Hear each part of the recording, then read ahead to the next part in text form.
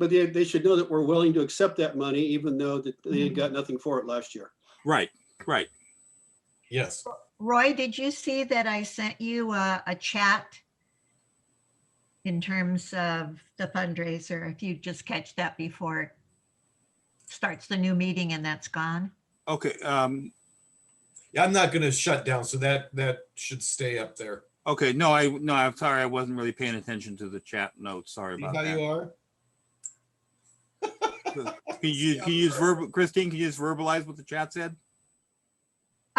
Sure. It was just saying that in my old Rotary Club, in my old district, banks were a good source. It was just a matter of getting to them at the right time of year. So Wells Fargo and Chase Bank in my old community were just had that as a part of their budget. Okay. Support, whether it was, a golf tournament or a court of cuisine or whatever. So it just being January, and I don't know, maybe Bill knows, are they on a fiscal year that ends in October or what? I don't know about banks, but maybe this is a good time to approach them and get them involved in us helping the community. I think all Christine, banks. I can speak to that a little bit. We Okay. ordinarily make our contributions budget in November and December for the following year. Okay. But there's no harm in asking either. Right. No one says no if you don't ask. Yeah. No one says yes if you don't ask. So We have some local banks, and that was a thought. yeah. So I'm sorry, going into the new meeting, I want to welcome Jay, Marilyn, Keith, Amy, Elmer, Dan, Dara. Who else did I miss? There's Ken Myers, Jackie, Bob DeZubla, Bill and Irv. Beautiful. Thank you all. And actually, because I failed to plan ahead, let's see.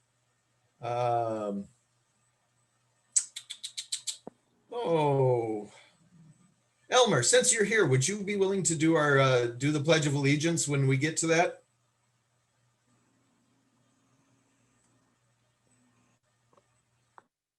No? Elmer? You're muted, Elmer.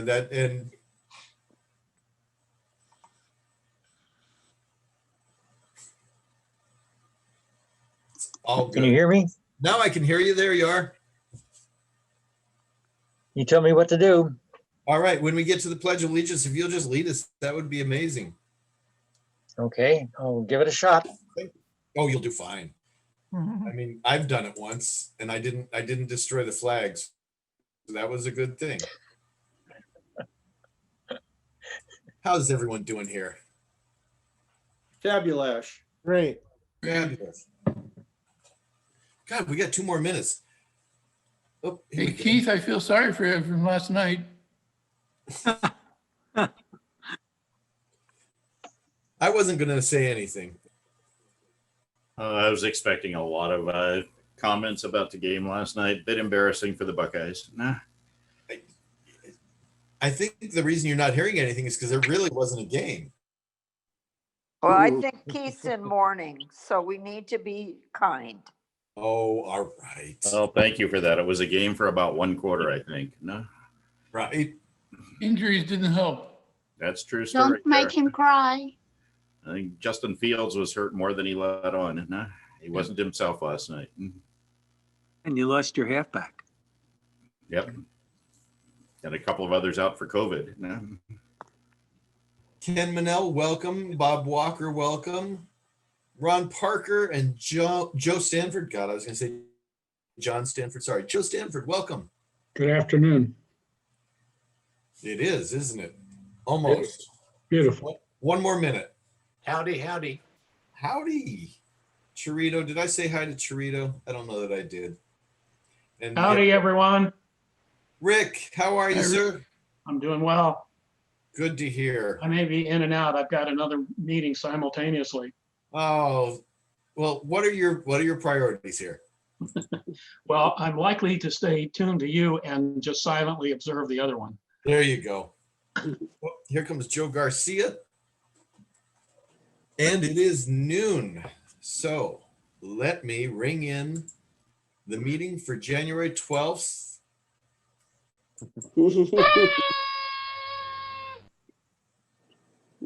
Welcome, everybody.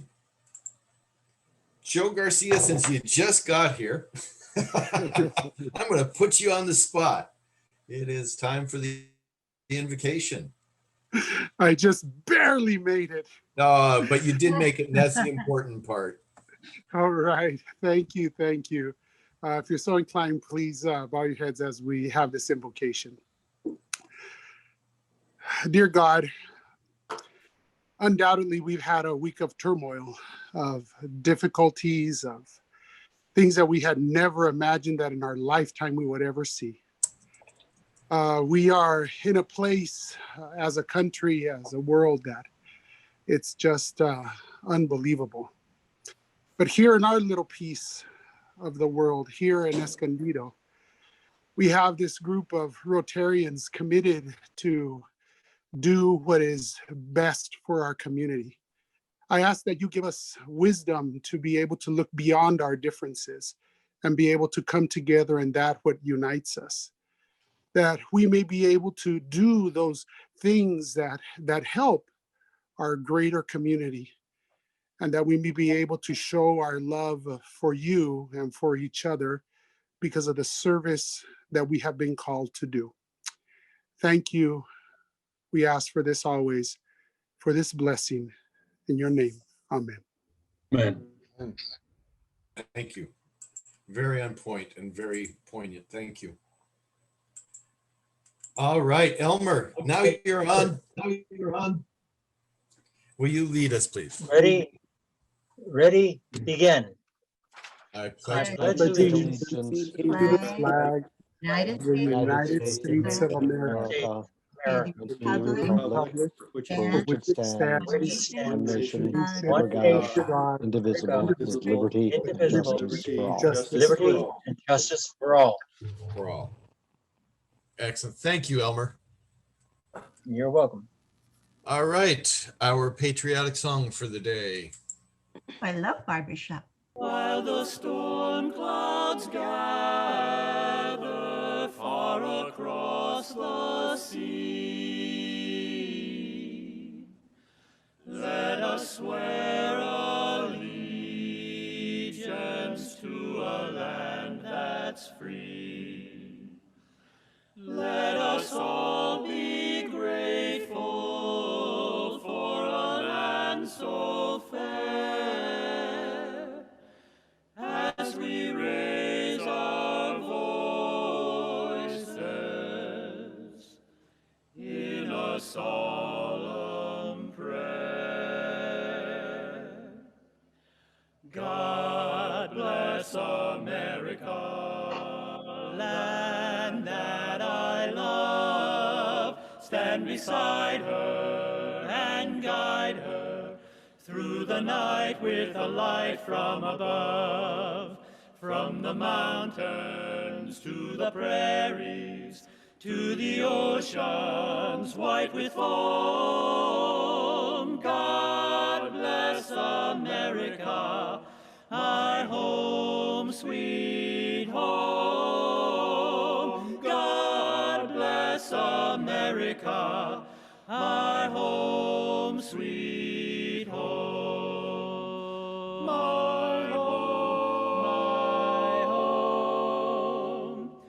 God bless America, land that I love. Stand beside her and guide her through the night with a light from above.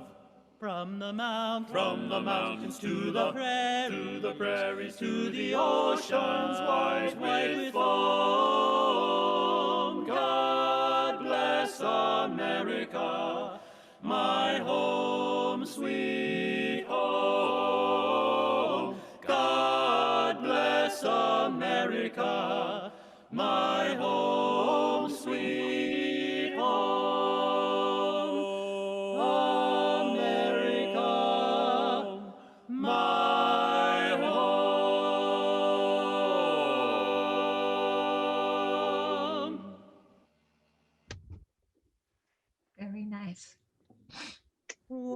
Come on, advance. Keep moving. There we go. Welcome to our Zoom meeting. That's a picture of me licking the window and my wife chastising me. Today we have our speaker as a guest. His name is Mr. Where'd he go? It's Bob Walker. There he is. Say hi, Bob. Hello, everyone. Do we have any other guests today? I see Krishna has joined us, a member, and Bob Schuster's here today, and Royce Moore is here today. Do we have any other guests? Do we have any visiting Rotarians? Well, hearing none of that, whoops, here comes Ron Giles. He's neither, but Bob, here's our first song to you.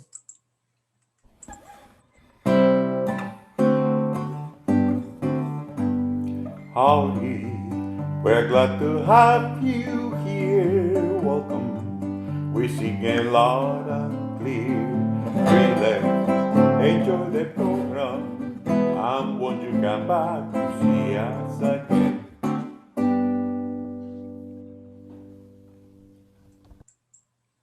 All right, so our calendar coming up, we have next week, Nicole Estrada will be talking to us about fresh creations. There is a Haven House event on the 20th. Then Fritzy will join us on the 26th for Household Guardians. Then some stranger called Paulette is going to be talking about desert wildlife photography. The 3rd, we have Haven House again. We have 2 famous doctors talking about cardiac devices on the 9th. On the 16th, Myrna North is going to share some history about George Washington and the Revolutionary War. Haven House again on the 17th. Krishna, hey, we get to see you talk about Children's Discovery Museum on the 23rd. We're very excited for that. Thank you. And then Paul Hagee will be back on the 2nd of March talking about San Diego County Medical Society. And on the 3rd, yet another Haven House, which is wonderful. I'm so glad we have service events still going on that we can safely participate in, because that is what we're here for, is to provide service, right? All right, we do have a member moment that we'll get to in a second. Do we have any other member moments before Christine Montan talks to us about hers?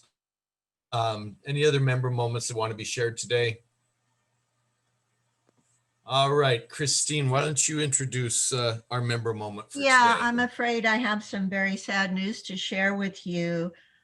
Rosa Ruiz has contacted me, and most of you know that she is a cancer survivor.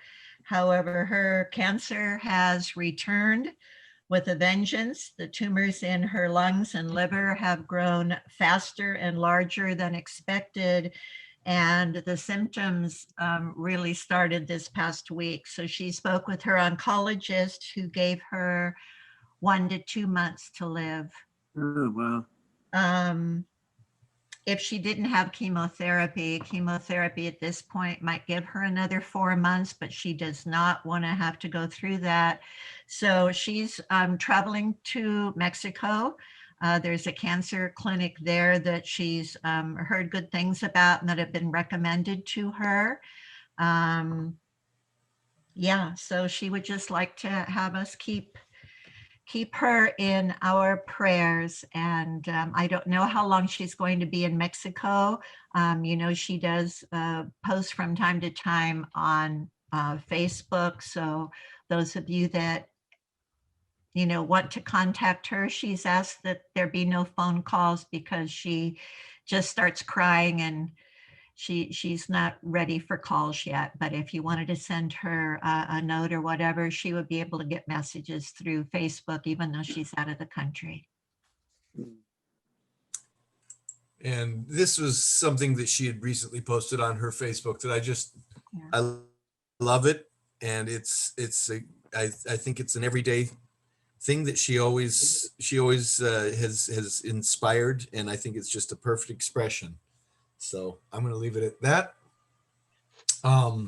We actually don't have any Rotarians in the wild this week. None were interesting, apparently. So I encourage you all to be more interesting next week. No? Okay.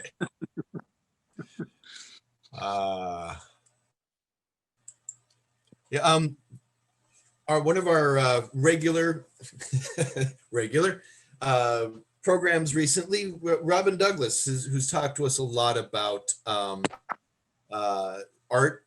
She wanted me to share with you that there's going to be a virtual museum tour of the museums of the south of France that will be coming up this Thursday. I encourage you that if you go to oma-online.org/events, you'll be able to find this event. It's the must-see museums of the south of France. And it is Robin Douglas who will be leading it. So it's somebody that we all know.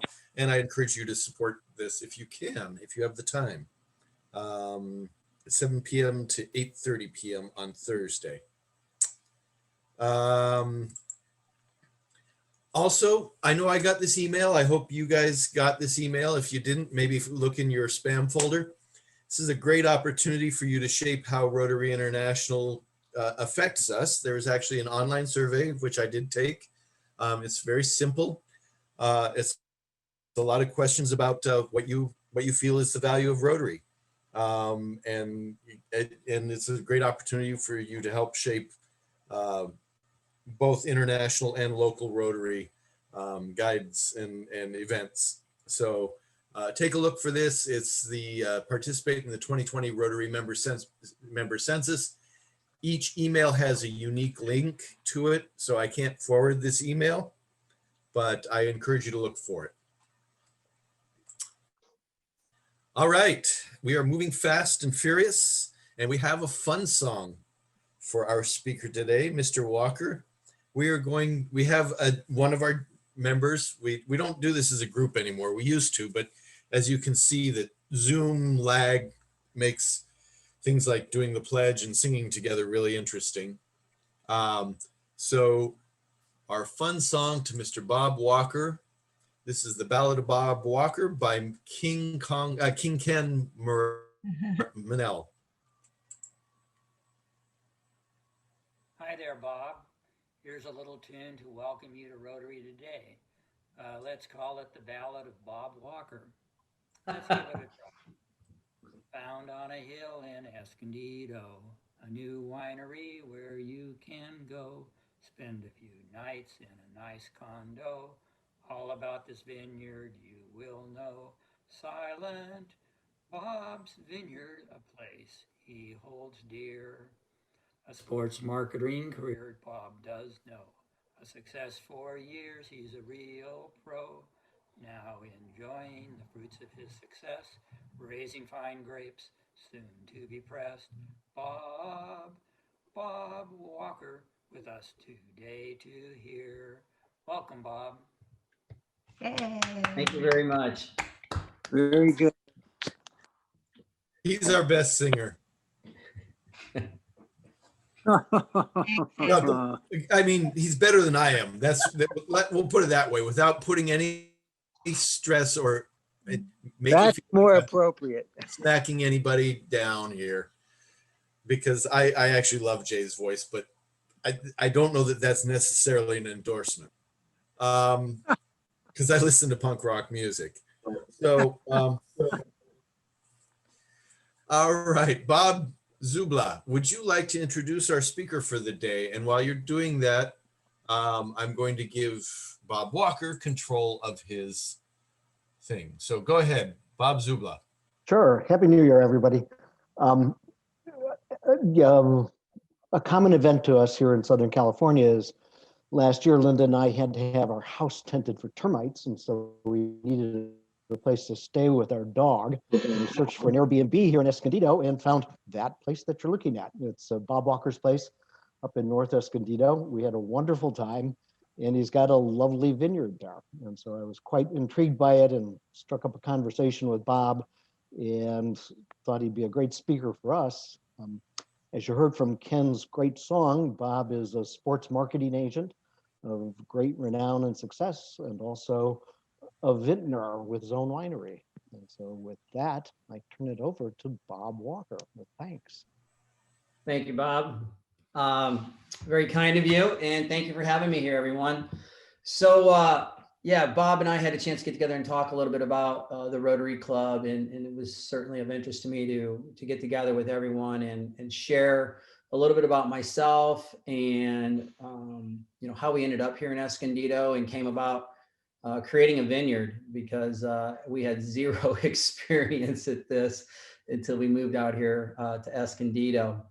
But first of all, how did I get to Escondido? Who am I, etc. I'm going to give you a little overview of myself, my wife, and you know, how we got out, how my upbringing was, and how I created an affinity for wines, and you know, what brought us to California, and then Escondido, and then creating this vineyard. So sit back and enjoy. I hope you you like what I have to share with everyone. We certainly love Escondido and what we've been able to create here. So I'm Bob Walker, 53 years of age. I grew up in Omaha, Nebraska, actually Bellevue, Nebraska, which is home of SAC Air Force Base. I grew up on about 5 acres of land. We had horses. My sister raised barrels, and my dad was into farming. My dad was an electrical contractor, so he liked to farm on the side, but I was basically his laborer for many, many years as a kid growing up in the garden or farm, so to speak, growing corn and cucumbers and tomatoes and pickling. And I'd sit out front and sell bushel baskets of corn as a kid. I guess that's how I created my entrepreneurial spirit in the early days. And so that was my indoctrination to farming and the land. And I stayed in Nebraska till I was ready to go to college. And I left Nebraska to go to Arizona State, Phoenix, Arizona, and go to Arizona State, where I actually met my wife. While I was in college, going to school to Arizona State, I started waiting tables, and I got involved in fine dining in the restaurant I happened to work at. Was called Etienne's Different Point of View, which is in North Phoenix, 5-star restaurant, tableside dining, but also it was a Gold Key recipient for one of the top wine lists in the country. They were consistently the mobile 5-star restaurant when mobile was doing the ratings. I think it's the Michelin rating system now.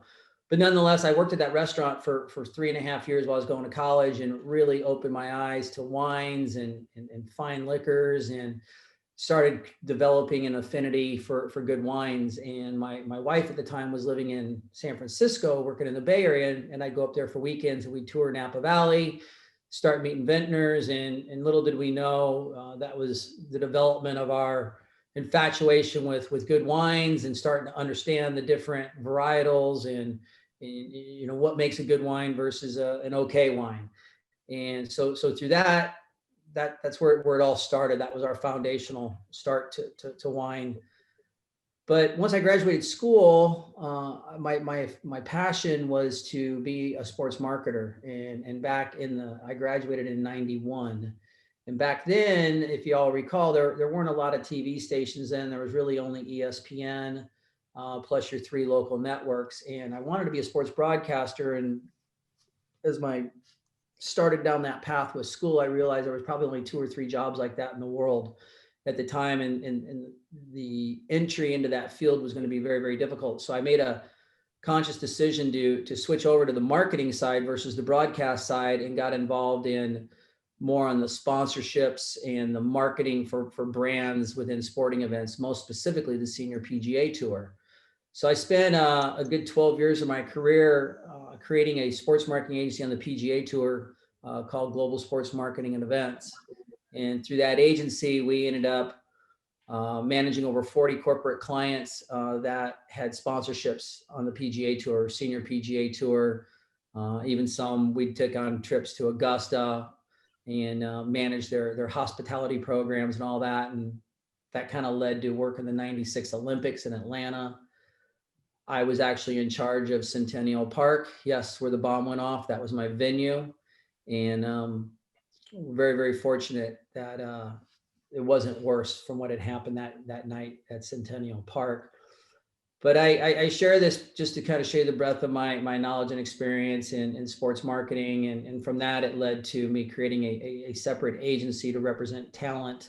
Basically, if you've seen the movie Jerry Maguire, that's my day job. A lot of stress, a lot of time on the phone, a lot of travel, managing a lot of different personalities in their careers in the world of sports.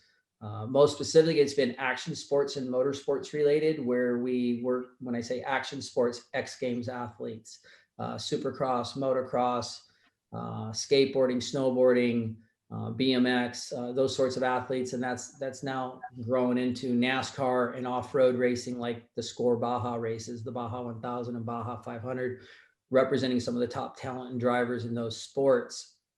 I still do that to this day. But what had happened is I built that agency up in Phoenix, Arizona, and we happened to manage one of the Olympic snowboarders in 2002 when we, the United States, swept the podium in Salt Lake City.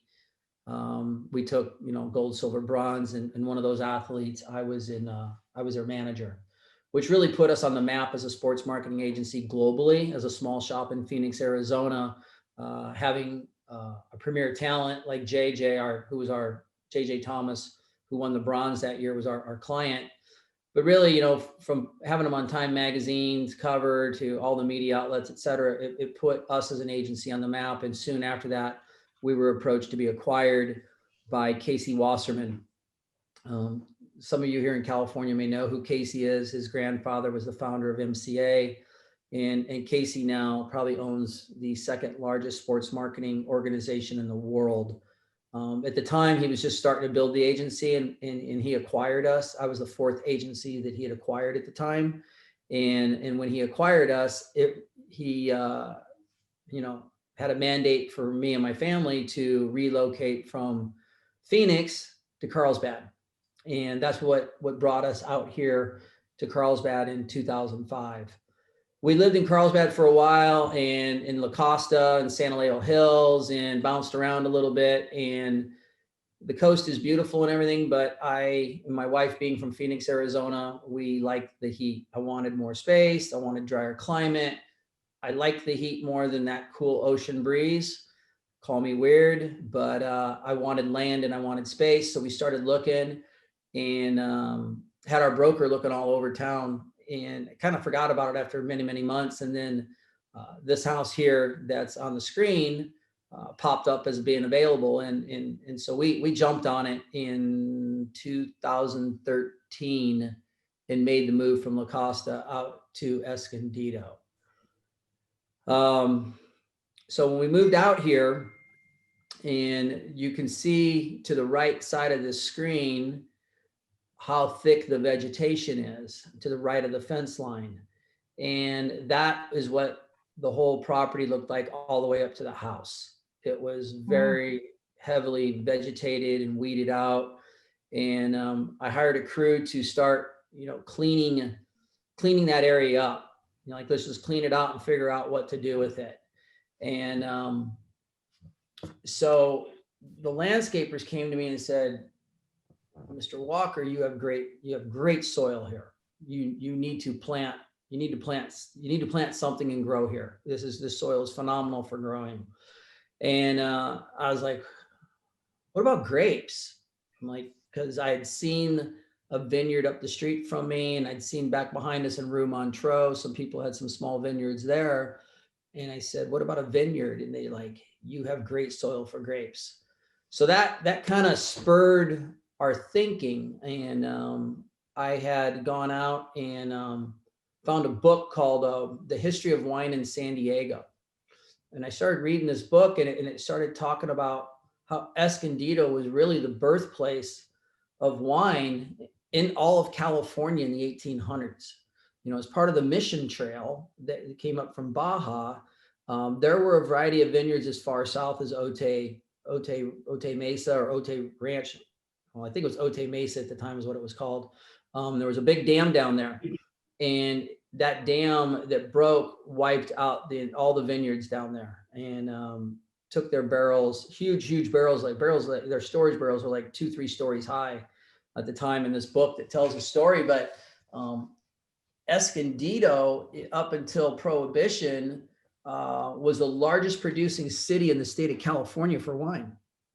And that's where Grape Day Park got its name from, that's where all the farmers would bring their grapes for the harvest. So I was like reading this, I was like, oh my gosh, we must be in an incredible microclimate here. So I called some friends, some clients that live in Temecula, and their families own some very, very large vineyards. For example, Leoness. And they sent their crews down here to my house. I said, would you just look at my property and tell me if I got something here or not? And they came in and they're like, you got a really good microclimate here. You have really good soil. Obviously you have a small property compared to what we're farming in Temecula, but you have the ability to make grow some really good grapes here, which in return make really good wine. So I then contacted the San Diego Vintners Association, which there's now over 140 vineyards here in San Diego County.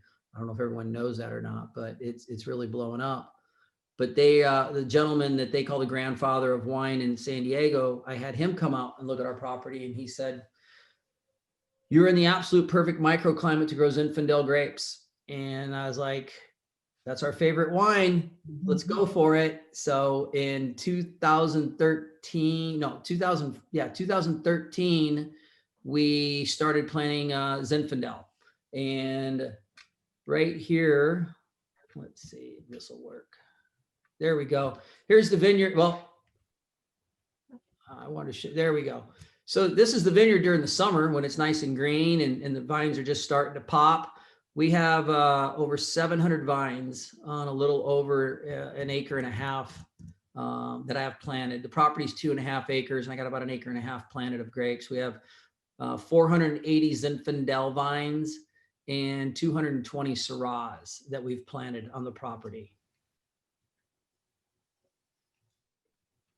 So just a little, another little view of the property here. This is a recent photograph as we're in the fall with the vines being pruned and all the leaves are off of them. So we planted in 13, and it takes 3, 4, 5 years until you can actually start making wine. So after we'd planted the vineyard and all that, and we started talking about things, my wife and I, and this garage area here, very large garage area. The upstairs was 3/4 complete, but it didn't really have, we didn't really know what to do with it, although it had the lighting and the plumbing and AC and heat and everything else in it. We made the decision to build it out and create Airbnbs 4 years ago. And so you can see those stairs kind of on the left here. Let me go to this little vineyard shot there, but there we go there. Those stairs are the entryway. So that area to the right of the stairs is a 3-bedroom, 2-bath, and to the left is a 1-bedroom, 1-bath. We have 2 units there that people stay in. That's where Bob stayed. Bob, you stayed in the 1-bedroom, if I'm not mistaken, when you were here. But that just kind of gives you an idea. We built the Airbnbs, and we're like, oh, what a great concept to take these Airbnbs at a vineyard, and it's a privately gated property here, and make it a really unique stay for people. And my wife and I love hosting people, and we didn't know a lot about the Airbnbs at the time, but we kind of went for it to see if it had some legs to it. And it did, because people were like, we want to come to San Diego, but we want more quietness. Not everybody wants to be at the beach. And so we've come to find out, people love to stay at our place to go to the wild animal park, come here to play golf. They go to Temecula for other vineyards and wine tastings. And they've just come to really, really like Escondido off the beaten path. And I'm also surprised the amount of people that have grown up or familiar with Escondido that are coming back to San Diego to see family love staying out here versus staying coastal. So that part's worked out well, and it's given us a chance. That's how we market our wine, is to everybody that stays here gets a complimentary bottle of our wine. We didn't really do the wine to be a profit center or anything. We just did it to have fun because we enjoy wine and we enjoy grapes. And the farming side has become kind of therapeutic for us. It's just in this day and age when there's so much stress, and especially the state our world is in right now, to go out and walk around in the vineyard is just a mental and stress release, I'd like to say, especially during the summer when the grapes are really popping, in September, August, late July, August, September, when we're starting to figure out when we're going to harvest, to walk through the vineyard late afternoon, have a glass of wine, and you're eating the grapes and kind of seeing how they're developing and changing. They say that's how you determine when to harvest your grapes, is by eating them. And you can determine the sugar content and the flavor by just going out every day and sucking on a few different grapes, and you can taste that sweetness and how the grapes are maturing and coming along. And it's a really neat process. It's something we really we really enjoy doing. But back to the little bit of the history of Escondido, as I touched on. But up until Prohibition, this was the era. This was the Napa Valley of California for wine production. And then when Prohibition came along, the vineyards all shut down. The farmers cut out all their grapes, and that's what led to the birth or the growth of all the citrus in the area. So the orange groves, the lemon groves, the limes, the avocados, and all that really proliferated here. And then when Prohibition was lifted, the farmers didn't go back to grapes. That's where it moved to Napa Valley in Northern California. And that's where everyone we all think that it all started up in Northern California, Napa Sonoma area. When in fact, it really started down here with the demand to create wine for the priests. The priests needed wine for church. And that's where it all started from, was coming off the mission trail and the need and desire to create wine for the priests. So enough about, kind of how Escondido and the whys and all that, but the Zinfandel and Syrah grapes, here's a picture of one of our Zinfandel clusters. They're beautiful. I mean, these grapes every year, I love looking at them. But we'll produce about 100 cases of wine per year from this 1.5 acre, plot of land that we have here. And, people, ask us, well, here's another good shot. That's a glass of our wine with the grapes. But people ask us, how'd you come up with the name of the vineyard? And, where does Silent Bob come from? It's like kind of a crazy name. Everyone thinks of the movie Jay and Silent Bob's Adventures. And in 2016, that was our first harvest. And we created the wine. My wife and I and our sons, we picked the grapes. So we harvest the grapes, we crush the grapes, we fermented the grapes. We managed the wine for 1.5 years, 2 years. We barreled it. And basically we did this all ourselves to learn the process. We knew that the wine wasn't going to be very good because the grapes were still pretty young, but we're like, let's go for it and do it ourselves and really teach ourselves and learn how you grow a grape and turn it into wine and actually bottle it. And so we had gone through the process in 2016 and we barreled the wine, and it was sitting in we created a cellar in one of the garages. And I was looking at the barrels and I was looking at the date on them, and it said 11, 13, 16. And I was like, told my wife, I was like, Heather, I was like, you're not gonna believe this date. And she's like, what? I'm like, we barreled this wine on my dad's 100th birthday. I'm like, unbeknownst to us, we barreled it just out of the blue. And I'm all about signs and superstitions. And I was like, this is a sign. This is how we're going to come up with a name for the wine. Because my dad always called himself Silent Bob. He always called himself Silent Bob because he was never silent. Way before the movie ever came out, there was Silent Bob, and that was my dad. So I was like, this is a sign. My dad's 100th birthday. He'd passed away years ago. I'm like, we're going to name this after my dad. And I said, furthermore, how can anyone forget the name Silent Bob? I mean, how many bottles of wine have we all had at restaurants and people's, private gatherings, whatever. And you have a good glass of wine and you can't remember the name of the bottle. It's Chateau this, Montpellier that. It's some, exotic French name or Italian name that you can't remember. And I'm like, as a marketer, I was like, we need to market. So let's have a catchy name. Let's steal a page from Dos Equis and The Most Interesting Man in the World. I'm like, let's put my dad's face on the bottle, call it Silent Bob, and have some fun with it. So that's how we ended up getting the name of the vineyard, for those of you who are wondering, like, where Silent Bob came from. Moving on, I'm going to get into the winemaking, what it takes to grow, manage, and harvest a vineyard, and how we actually make the wine. This here is a picture of our harvest crew. Each one of those bins that you see in this trailer holds a ½ ton of grapes. So on the last 3 years, we've averaged a minimum of 2 tons of grapes. One year we had 2.5 tons of grapes. This last year we had 2 tons, actually just a little under 2 tons, I'd say, because this heat that we had late in the summer really hammered the vineyards and pruned up a lot of grapes. But that's our harvest crew. That's the end, that's the picking. But here's another picture of everyone. This is the grapes when we pick them, and that's where they get ready for the harvest. But just to kind of take a step back with this vineyard, the vines start budding in March and April. Right now they're dormant. That earlier picture I showed everyone is a dormant vineyard. The vines go into hibernation. The vines will get pruned here in the next couple of weeks. They'll get all cut down and get ready for growth. I'm really concerned about the heat coming here in the next couple of days. I got vines that are starting to bud again. I don't think they know what the heck's going on. They started to go into hibernation and now they're coming back.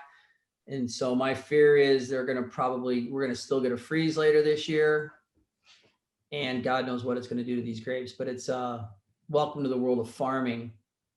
But these, they start budding in May or March, and they start growing. And really between March and July, you kind of just sit back and you watch them grow, and you keep an eye out for insects and disease and things like that. And you're filling them with nutrients, and it's all done through an injection system in the ground with the water table, and you put certain nutrients in, and there's experts around here that help us do all that. The fun comes when we get to the harvest and we have a big picking party, and there's no set date. We've picked as early as, late August to as late as the second week of October. And it's all predicated on how the grapes grow and their sugar content. And that's called bricks. And the bricks for Zinfandel need to be pretty high because it's a high sugar content, which makes it a really strong, flavorful wine. And what we do is we were actually blending our Syrahs with our Zinfandel. And as long as there's a 75% of the grapes are Zinfandel, it's called a Zinfandel. So we started off with 100% Zinfandel, and this last, our 18 harvest, we got about 7% Syrah blended in. And then when we get to our 20 that we had this year, it's probably going to be closer to about a 15 to 20% blend with our Zinfandel grapes, which we're really excited because that Syrah is a peppery, deeper, flavorful grape that allows us to blend that with the Syrah, blend that with the Zinfandel, and create some really unique flavors with it. So we pick the grapes, we have the party, and then the processing. This process of making wine starts as soon as these grapes go in the press. And this picture here is a picture of the press as we're getting ready to crush and destem the grapes. This takes place off-site from our facility. You have to be at a zoned and bonded facility. We are not zoned to make wine at this facility. We can only grow and harvest. So there's a handful of small boutique facilities in San Diego County that help small, vineyards like us process and make their wine. This here, we use a place called Two Planks. They are based in Vista off Melrose. So they make their own wines, but they have a full-time winemaker on their staff. And so we hire them to help us through this process and to take the onus, off of us. So we harvest those grapes like you saw in the trailer. And as soon as we get them all trailered up, we drive over to Vista, and then we start unloading them and running them through their destemmer and crusher here. And after they come out of there, we move them along. And I'll show you. Yes, we actually press the grapes with our feet. Not all of them, but just some of them. We kind of do this more for fun. Everyone's always like, don't you really crush grapes by stomping them with your feet? And So we have one bin that we always stomp with our feet. Everybody gets to go through that process, but really everything just goes through the machines. But we do, we do have some fun with this, and I got to say, it's quite interesting feeling yourself stomping those grapes in those bins and watching the juices come out and everything. After we're done with that, the destemming and the crushing, that is the beginning of fermentation. And here's our grapes after they've been through the crusher and destemmer with the juice that they're sitting there getting ready to start the fermentation process. And during this process here, this is where yeast gets added and the development of alcohol starts. And so this here, what's really, really cool, one of my favorite parts of this whole thing, and if no one's ever had a chance to go through this, you can see the juice sitting over the top of the grapes. Well, they take cups and little containers, and you just scoop the juice out and you literally drink the juice. It's called free run. And you drink that juice off those grapes, and it is so sweet and so good. It's some of the best stuff you've ever tasted when you get to drink that juice right after they've crushed the grapes and before they add the yeast to them. And it's one of my highlights of the whole time. So we go through the fermentation process, and it usually takes anywhere from 10 days to 14 days. In that process, you start with your sugar content, 26, 28, somewhere in there. And it's just through gravity and nature and time, that alcohol works its way out to a 0 to a -1, -2 rating of bricks. And when you get to that level, that's when you know it's time to press the grapes. And so the pressing is when you put it through another machine, similar to that one I showed earlier, and you press these grapes into just straight juice. And when it comes out of there, we then barrel it. Come on, computer. Let's see. There we go. And that's me. That's our wine barreled. We start at 4 or 5 in the morning, and by about 3 o'clock that afternoon, we've done everything to the from the harvest. But this picture here is when we actually barrel it, which is about 2 to 2.5 weeks after we've gone through fermentation, everything's done. Then we move it into the barrels. We keep it in the barrels anywhere from 18 months to 2 years. So if you think about this is quite the process to go from growing grapes to actually when you're going to actually be able to drink your wine. And so we wait 18 months to 2 years. This last year, we because of COVID, we weren't able to bottle until August, which was literally 2 years for us on our 2018 harvest. This here is a picture of the bottling. There's a mobile truck that comes down from Temecula, and it bottles the wine for us. We do have some sweat labor that we put into it, but just kind of a picture of the process. These trucks line up, and the wines go through, and the bottles get labeled. They put the labels on, the corks in, everything. And it's pretty crazy how a truck can be automated to do all the bottling of your wine for you. That's me this year with the first bottle of our 2018 harvest coming off the production line. Let's see here. And then here's the finished product. Silent Bob Zinfandel. We have these gift boxes that we put together with etched glasses. There's a bottle that's complimentary for everyone that stays in the Airbnbs. We're just starting to really market because the 18 is probably in my wife's opinion, we feel like we finally have a really good bottle of wine that we can market and start getting out to the masses. And we've done these gift boxes. I use these gift boxes as gifts. We use them for friends and family as gift boxes as well. So it's a nice little unique, token, I guess, to have this etched wine box with a bottle of wine and etched wine glasses that you can receive as a gift. And that's us wrapping up in front of our Syrahs and everything. But I'd love to answer questions from anyone in regards to our place, the winemaking process, etc. But that's Silent Bob's Vineyard and Airbnb. And we love it over here. And we just got a great group of friends and family that help us out in doing this. And it's been a great hobby. So Bob, I'm going to open it up to other people here in a moment for questions, but I want to start with, I'm going to take some prerogative, and that's the first question. So 2 tons of grapes makes how many bottles of wine, not bottles, barrels of wine?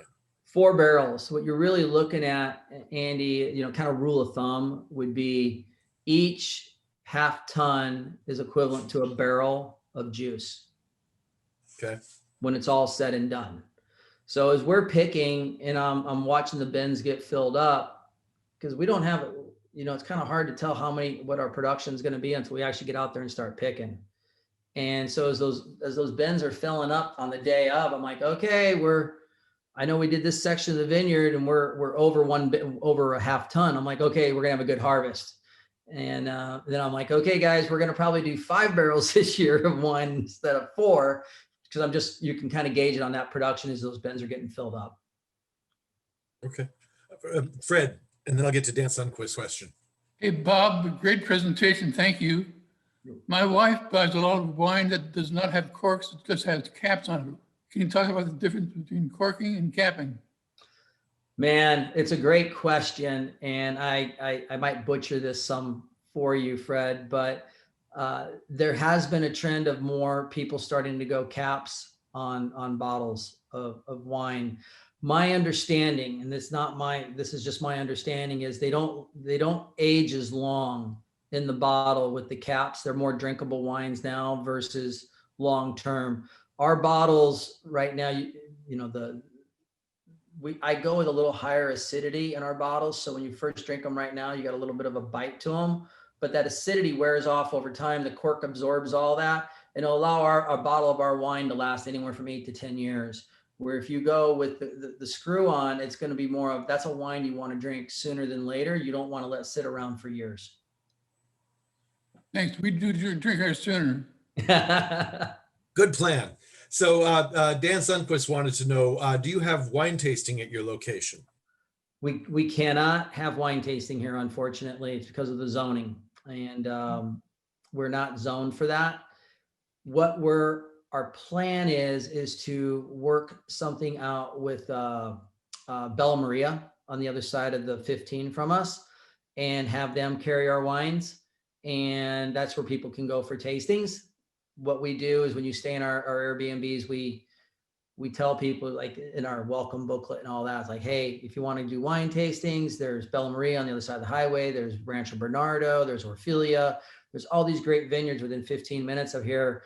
And if you want to try our other wines, you can try them out over at Bella Maria. So we've been in conversations with them about it, and we've just really, really been waiting for this 18 to be right. We didn't want, although we're giving away our 16 and our 17, and the 17 is coming around, we're really proud of the 18. We feel like that's a real solid wine that's only going to get better and better as it ages. Krishna Kabra wants to know, is it, and if I mutilate these words, I apologize. Is it true that the size of a wine bottle's punt relates to the plank's quality? I don't know the answer to that. Or its quality. Is the size of the punt relate to its, go ahead, Krishna. So the punt is the indentation, right? At the bottom of the bottle, and plonk is just a British way of saying wine for wine is wine. Oh, so, okay. Yeah. So she pulled the Queen's English on So this. your question That's really what is this the comes down punt, to. does the size or the depth of the punt have any correlation to the quality of the wine? Yes, exactly.